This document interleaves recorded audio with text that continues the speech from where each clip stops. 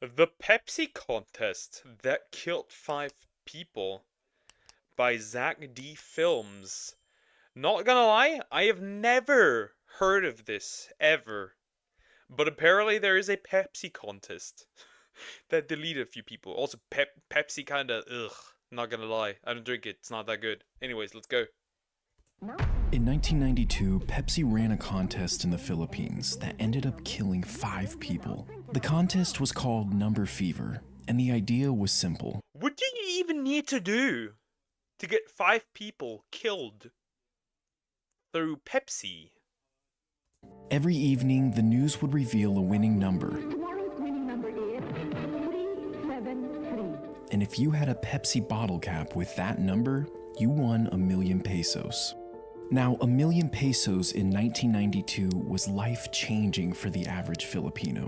So this contest became very popular. Will you be the next millionaire? Families would stockpile Pepsi bottle caps in their homes. Many people would root through dumpsters trying to find winning caps.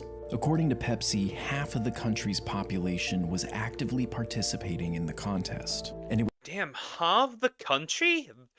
That's probably how many people does the Philippines have now? About 114 million. This was probably like close to the like in the 90s, right?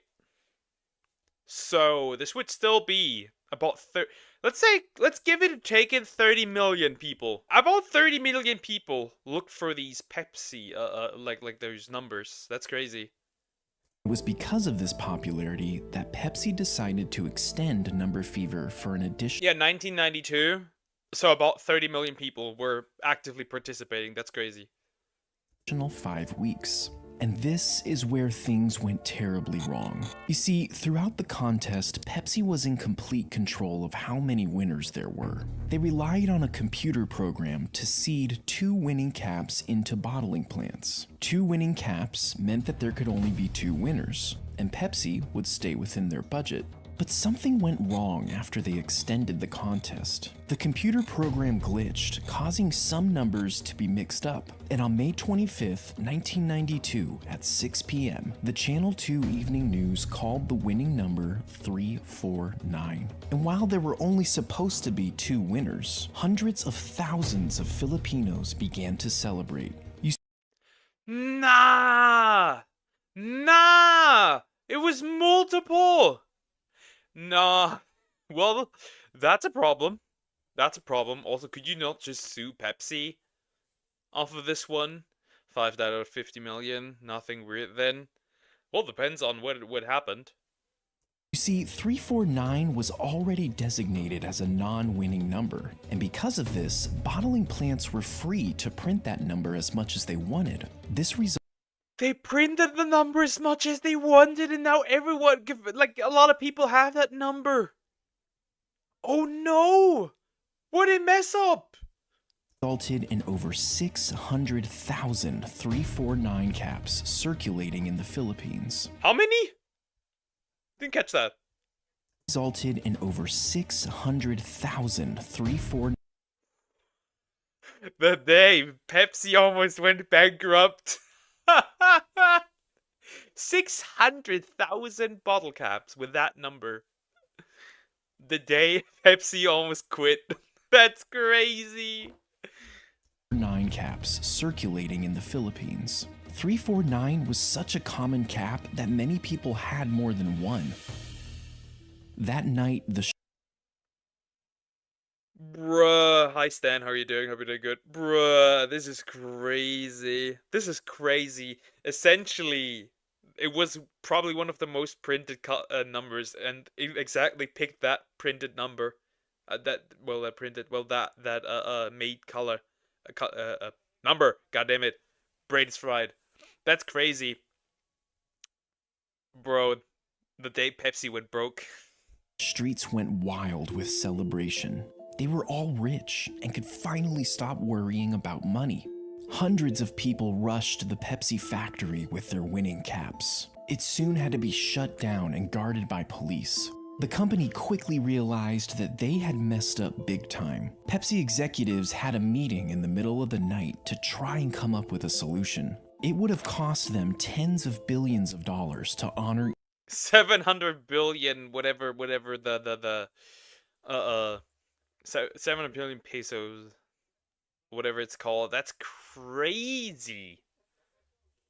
each winning cap. So instead, they put the blame on the computer and offered 500 pesos for each winning cap. Now, 500 pesos was only around $18. This was 0.05% of the original prize. And while some took them up on this offer, most refused and became even more angry.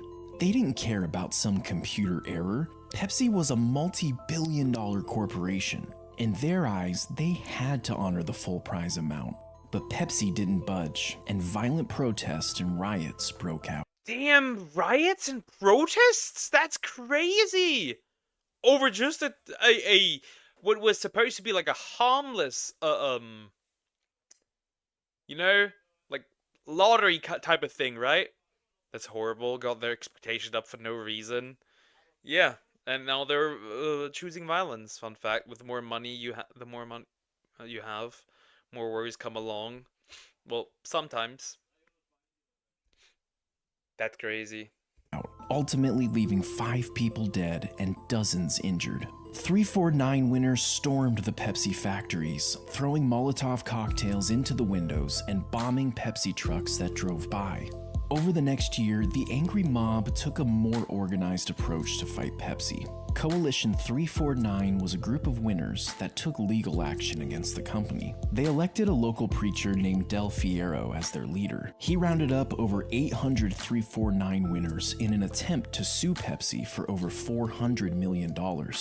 Now, the chaos continued well into 1993, at which point Damn, so 5 people dead, countless injured, a lot of damages overall, riots.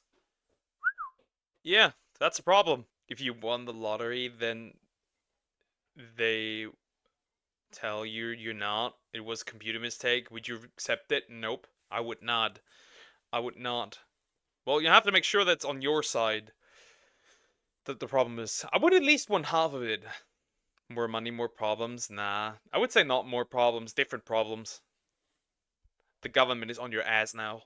a new twist in the story started circulating. Old newspaper headlines suggested that Pepsi goons bombed own trucks. I hate that they bastard out the word goons, because now it's the Pepsi gooners. Pepsi was somehow responsible for bombing their own trucks. These headlines were based on a testimony from a police officer. He alleged that in order to paint Coalition 349 as terrorist and damage their position in court, Pepsi hired mercenaries to infiltrate these groups and cause the riots. More testimonies surfaced of people claiming that Pepsi had paid them to start trouble. Wait, Pepsi is now the villain? Wait, Pepsi paid them? Huh? That's a scary situation. Riots over Pepsi mishaps. Yep. And cause mayhem. A Pepsi lawyer quickly denied the allegations, and that was basically the end of it. In 1993, the court finally put an The Pepsi allegations. There it is. They were the mastermind behind the riots all along. arrest warrant out for 9 Pepsi executives. This was a huge win for Coalition 349, but unfortunately, it was one of their only. In the following months, almost all of the civil suits and criminal complaints were tossed out of court, and in 2006, the court officially closed the book on all of the remaining court cases. They found that Pepsi had not been negligent in the number fever disaster. When it was all said and done, Pepsi only had to pay one small fine of 150,000 pesos. Many Filipinos who experienced number fever are still traumatized to this day. Even mentioning the word Is crazy. They did essentially they fucked up and they had to do nothing. Essentially, they had to do nothing practically. That's crazy. Pepsi around certain groups is frowned upon. Pepsi was recently asked for their response to the number fever disaster, and they came out with Pepsi's frowned upon. That sounds silly, incredibly silly, but understandable. Does that mean that in some families there's like some Pepsi prohibitants? You cannot drink Pepsi in this house. with this statement.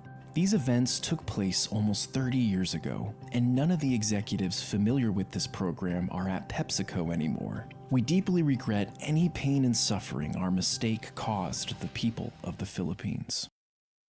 That was wild. So essentially, this completely went out of control because the computer program fucked up and people thought they were actually winning millions. Damn. See? That's why I don't drink Pepsi.